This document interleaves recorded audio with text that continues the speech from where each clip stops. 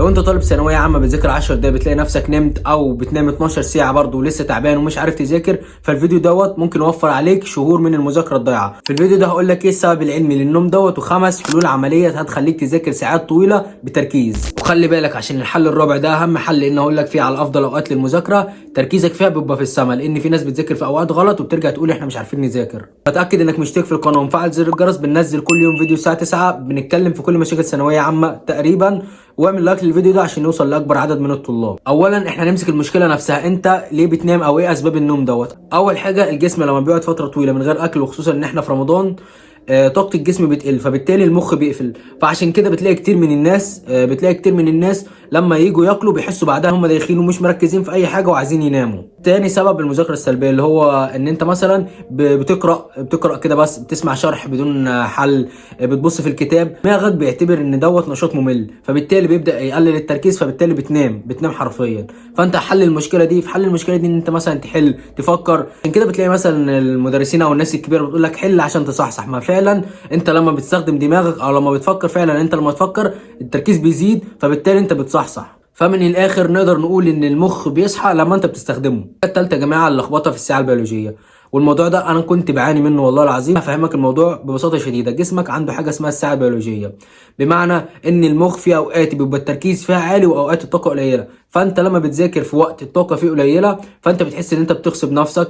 وفي ناس كتير كانت بتكلمني ان هي بتذاكر ومش قادره تذاكر، مش حاسه ان هي عايزه تذاكر، حاسه بالملل، حاسه ان هو بيغصب نفسه. فهو ده السبب، فده السبب الرئيسي، اللي هو انت بتذاكر في وقت الطاقه فيه قليله، فانت كده بتغصب نفسك، بتحس ان انت مش قادر تذاكر، مش في المود المذاكره، مش عايز تذاكر، مالكش نفس تذاكر، وكل الكلام دوت. طب حل الكلام ده كله ايه؟ تعالى بقى ندخل على الحلول العمليه. اول حل من الحلول العمليه يا جماعه قاعده ال 25 دقيقه. هنعمل ايه؟ هنذاكر 25 دقيقه ونريح 5 دقائق. طب هتقول لي انا هستفيد ايه؟ اقول لك لان المخ بيحافظ على التركيز في حوالي من 20 ل 30 دقيقه، بعدها الاداء بيقل. بدل ما تذاكر ساعتين وتنام، ذاكر 25 دقيقه بعدها بريك، بعدين 25 دقيقه هتلاقي التركيز اعلى بكتير. تاني حاجه معانا، ما المحكش بتذاكر على سرير خالص، لان المخ بيربط المكان بالتركيز. يعني ببساطه مخك بيعتبر السرير النوم. طب هتعمل ايه؟ هتذاكر على مكتب، هتذاكر على كرسي، هتذاكر باضاءه شديده، هتلاقي التركيز اعلى بكتير. الحاجه الثالثه، لو انت قاعد بتذاكر في امان الله ومره واحده دماغك عملت كده على طول على المكتب، فانت هتعمل ايه في الموضوع ده؟ ما تكملش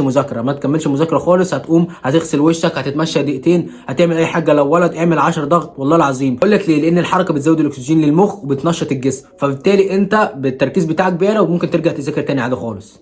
رابع حل، وده مهم جدا جدا جدا، وهو افضل اوقات للمذاكره. انت عندك 3 فترات في اليوم التركيز فيهم بيبقى في السماء. اول فتره من بعد الفجر، وده اكيد معروف. تاني فتره عندك اللي هي بعد الظهر من الساعه تقريبا 1 للساعه 4، ده احسن وقت تحل فيه. الفتره الثالثه بالليل، واللي هي من الساعه 8 ل 11 تركيزك بيبقى عالي جدا، بس خلي بالك لان بعد 12 التركيز بيبدا يقل. الحل الخامس وهو النوم صح. كتير من الطلاب يا اما بينام 4 ساعات يا اما بينام 12 ساعه، وخير الامور اوسطها، اللي هو ان انت تنام 7 ساعات. ودول اكبر غلطتين بيعملوها، يا اما ينام 4 ساعات ويقول لك عشان اوفر وقت وعشان اكون طالب مجتهد. انت صدقني انت كده بتهلك نفسك، لان انت بنايم 4 ساعات فانت مفيش تركيز خالص، واللي بينام 12 ساعه برضه عايز ينام تاني. الحل الافضل في الموضوع دوت علميا وعمليا ان انت تنام 7 ساعات كويس جدا. لان يا جماعه النوم الكويس بيحول لك المعلومه من الذاكره قصيره المدى للذاكره طويله المدى. فاساسا النوم الكويس بيساعدك ان انت تخزن المعلومه. عشان كده بتلاقي ناس كتير بتقول لك اوعى تروح الامتحان وانت مطبق، وانا واحد منهم والله. رحت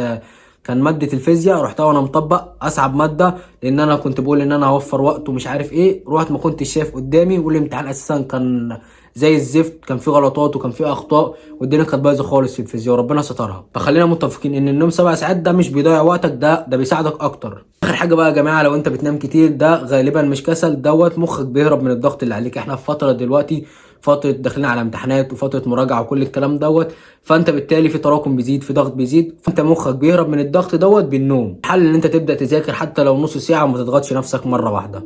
واخيرا يا جماعه احنا خلاص في اخر 90 يوم من ثانويه عامه، بنودع ثانويه عامه. الفرق بين طالب وطالب مش ذكاء، الفرق بين طالب وطالب واحد كمل وواحد استسلم. كمل حتى لو كل الناس بتقول لك خلاص انت مش هتلحق، مفيش وقت، ما لا يدرك كله لا يترك كله. اعمل اللي عليك وصدقني ربنا هيكرمك. ادعي كتير الفتره دي، الدعاء بغير القدر، وربنا يوفقكم كلكم. لو وصلت لاخر الفيديو ما تنساش تشترك في القناه وفعل زر الجرس عشان يوصلك كل جديد. بنزل كل يوم فيديو الساعه 9. اكتب لي اكبر مشكله بتواجهك حاليا وانا هعمل لك عليها فيديو في كومنت، واعمل لايك للفيديو عشان يوصل لاكبر عدد من الطلاب. والسلام عليكم ورحمه الله وبركاته.